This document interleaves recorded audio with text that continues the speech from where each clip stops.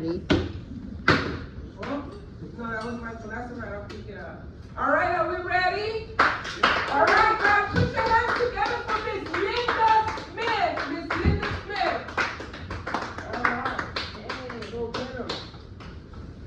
Thank you.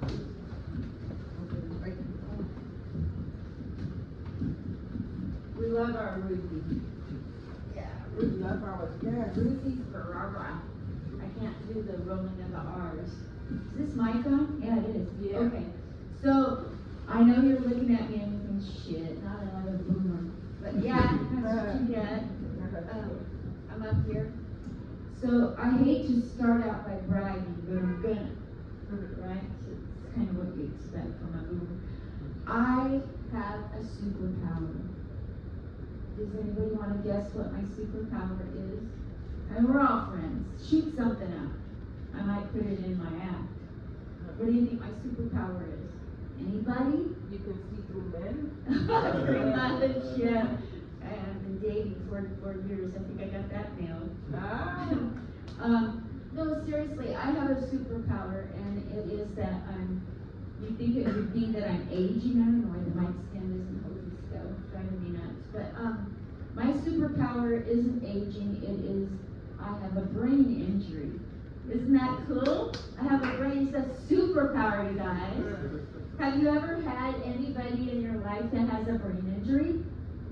Anybody? No? Nobody does?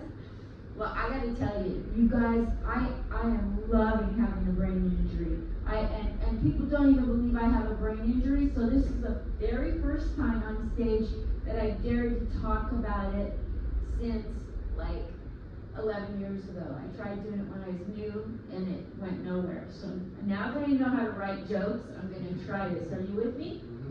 Okay, so thank you. So, I have a brain injury, and it's not brand new. I got it in June of 1996, June 17, 1996, 7 p.m. And people go, how do you get a brain injury?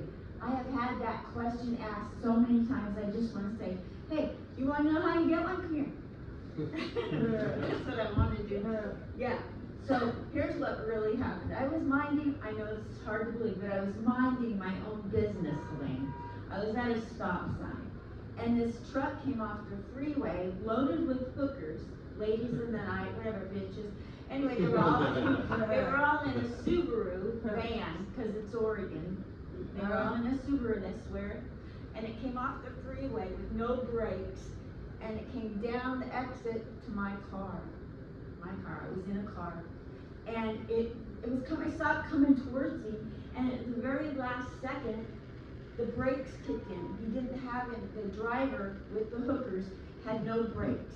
But at the very last second, just right before impact, the brakes kicked in, and his car went like that and went like that. And I had a Dodge Supreme Brome, a 1977 Supreme Brome, Cutlass Supreme Brome. And the back of my car looked like E.T. came from outer space and ate it. And it was and I had my boyfriend's golf clubs and all his cash he was hiding from his ex-wife in the trunk. And that shit went flying all over the freeway.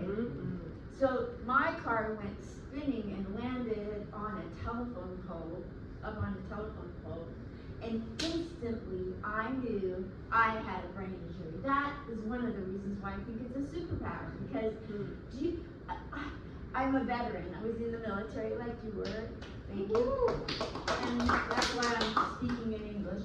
And so I go to the VA, and do you know it took 3 neuropsych doctors, 1, 2, 3, yeah, 3 neuropsych doctors, it took them 2 years to diagnose my one brain injury. And you know what's the ironic thing? The second of impact, I knew I had a brain injury. And it took them, three of them, 2 years to figure it out. So listen, when you want to go and get a brain injury, that's a good one. You don't want to be jealous of me and go get the wrong kind. So you want to get mine. It makes you loopy. It makes you not really care. You can't hold a grudge. I won't know that I met you next time I see you. I look like my elevator, but it doesn't. And the only sad thing is that there's a time's up total? No, 1 minute. Okay. See, I don't know what one means. So, I have a lot to say about a brain injury, and obviously I can't wrap it all up in 1 minute, but I will say that people don't believe I have a brain injury, and that used to make me really sad.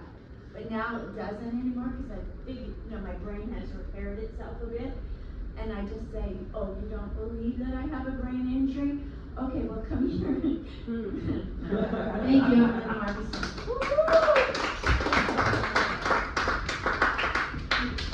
All right, that was the lovely Linda Parkes Smith. Oh my God, who would think she has a brain injury with good jokes? Unbelievable. Guys, I am going to bring up the next comic, and believe this or not, this is a true story.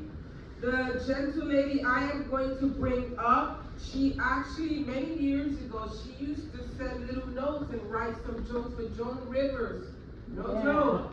Yeah, no joke. Excellent, excellent. All right, are you guys ready for your last comment before you hear who's going to be the winner? Yeah. All right, ladies and gentlemen, put your hands together for Elaine Witt. All right. Thank you. Yeah, I used to take a class in comedy at the Holy City Zoo in San Francisco in 1980 because I'm old. You might say, wow, she sent jokes and Joan Rivers told her jokes on the Tonight Show with Johnny Carson. Is she funny or is she just old? I think that's funny. How many years ago? Robin Williams was doing improv there, and he went off to Mork and Mindy, so I'm really old. But I don't feel old, I feel 12. That's a bit of an immaturity problem. I chase the Beatles, I go to Paul McCartney's house in London, Linda laid down, because Paul has a little bit of a gate view that you can look inside. I said, Linda, see if his maroon car is there, and his car pulled out. And then my friends and I worry, is he gonna hate us more than he did 20 years ago? I don't know why I'm telling you all this. I'm a Beatle fan and I'm very immature. That's what's the point. I don't even know if Ruthie and the kids know that I act younger than them. They're so mature. That's another subject. Ruthie's kids are so mature compared to me.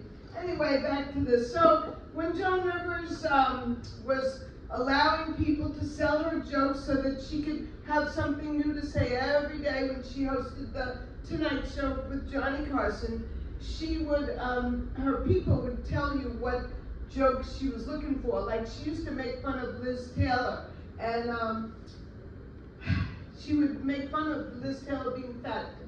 It's not cool to do that nowadays. But what I wanted you to know was that I signed a 6-page contract that said I will never utter these jokes again because I don't own them anymore. Joan Rivers